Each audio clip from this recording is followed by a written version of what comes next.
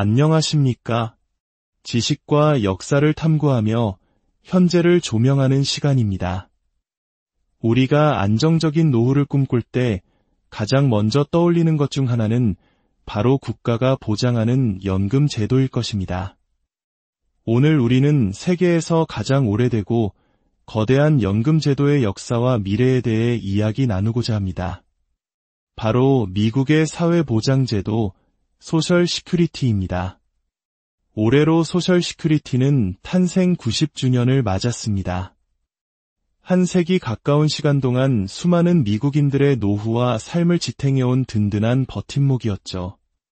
하지만 동시에 기금 고갈이라는 심각한 위기에 대한 경고음도 커지고 있습니다. 이 이야기는 단지 먼 나라의 이야기가 아닙니다. 우리 대한민국의 국민연금이 마주한 미래와도 놀랍도록 닮아있기 때문입니다. 미국의 90년 역사를 통해 우리는 무엇을 배우고 우리의 미래는 어떻게 준비해야 할지 함께 깊이 들여다보는 시간이 되었으면 합니다. 본격적인 이야기에 앞서 이 지식이 더 많은 분들에게 닿을 수 있도록 잠시 시간을 내어 구독과 좋아요를 눌러주시면 감사하겠습니다. 여러분의 작은 클릭 하나가 지식을 나누는 큰 힘이 됩니다. 이야기의 시작은 1930년대 미국 역사상 가장 암울했던 시기인 대공황으로 거슬러 올라갑니다. 전례 없는 경제 붕괴로 수많은 사람들이 직장과 평생 모은 재산을 잃고 거리로 내몰렸습니다. 특히 노인들에게는 재앙과도 같았습니다. 평생을 성실하게 일했지만 노후를 기댈 곳 없이 절망에 빠진 이들이 부지기수였습니다. 이러한 사회적 비극 속에서 1935년 8월 14일 프랭클린 루스벨트 대통령은 역사적인 사회보장법에 서명합니다. 이는 국가가 국민의 노후를 책임지겠다는 위대한 약속의 시작이었습니다.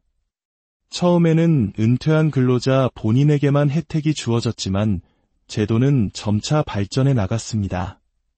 1937년부터 근로자들의 급여에서 세금을 걷기 시작했고 불과 2년 뒤인 1939년에는 그 혜택이 배우자와 자녀 그리고 유족에게까지 확대되었습니다. 사회적 안전망이 더욱 촘촘해진 것입니다. 그리고 1940년 1월 31일 역사상 첫 번째 소셜 시큐리티 월 연금이 지급되었습니다. 그 첫 수령자의 이야기는 지금까지도 회자됩니다. 그녀의 이름은 아이다 메이 풀러였습니다. 버몬트주에 살던 법률 비서였던 그녀는 은퇴 전 3년 동안 소셜 시큐리티 세금을 납부했습니다. 그녀가 낸 총 세금은 단돈 $24 75센트. 오늘날 가치로 환산하면 약 70만 원 정도의 돈이었습니다. 그리고 그녀는 첫 연금으로 매달 $22 54센트를 받기 시작했습니다. 놀라운 것은 그녀가 100세까지 장수하면서 평생 받은 연금 총액이 22,000달러를 훌쩍 넘었다는 사실입니다. 오늘날 가치로는 무려 1억 8천만 원에 가까운 금액입니다. 단 70만 원을 내고 1억 8천만 원을 돌려받은 셈이니 초창기 연금 제도가 얼마나 파격적인 혜택을 제공했는지 짐작할 수 있습니다. 소셜 시큐리티의 발전은 여기서 멈추지 않았습니다. 1956년에는 장애인들을 위한 연금 제도가 추가되었고 1965년에는 65세 이상 노인들을 위한 건강보험인 메디케어가 도입되어 노후의 가장 큰 걱정거리인 의료비 부담을 덜어주었습니다. 1972년부터는 물가 상승률을 반영하여 연금액을 조정하는 물가연동제가 시행되어 연금의 실질 가치를 보장하기 시작했습니다. 이는 현재 우리나라 국민연금에도 적용된 중요한 제도입니다. 1990년대에는 인터넷 시대를 맞아 온라인으로 자신의 연금 정보를 확인하고 신청할 수 있는 서비스까지 시작되었습니다. 이렇게 90년간 소셜 시큐리티는 미국 사회의 변화에 발맞춰 진화하며 든든한 사회 안전망으로 자리 잡았습니다. 하지만 오늘날 이 거대한 시스템은 심각한 도전에 직면해 있습니다. 바로 기금 고갈 문제입니다. 최근 34세의 한 젊은 시청자께서 이런 질문을 보내오셨습니다. 제가 은퇴할 나이가 되었을 때도 과연 소셜 시큐리티 연금을 받을 수 있을까요? 아니면 연금이 아예 없을 거라고 가정하고 미래를 계획해야 할까요? 이 질문은 비단 미국 젊은이들만의 고민이 아닙니다. 국민연금의 미래에 대해 불안감을 느끼는 우리 대한민국의 청년들이라면 누구나 공감할 만한 질문입니다. 이 문제의 핵심을 이해하려면 소셜 시큐리티의 운영 방식을 알아야 합니다. 이 제도는 부과 방식으로 운영됩니다. 쉽게 말해 오늘날 일하는 젊은 세대가 내는 세금으로 오늘 은퇴한 노인 세대의 연금을 지급하는 구조입니다. 과거에는 일하는 사람은 많고 연금 받는 사람은 적었기 때문에 걷는 세금이 나가는 연금보다 많아 막대한 흑자, 즉 신탁기금을 쌓을 수 있었습니다. 하지만 지금은 상황이 달라졌습니다. 베이비붐 세대가 대거 은퇴하기 시작하면서 연금을 받는 인구는 급증한 반면 저출산으로 인해 세금을 내는 근로인구는 줄어들고 있습니다. 이는 저출산 고령화 문제에 직면한 우리에게도 매우 익숙한 고민입니다.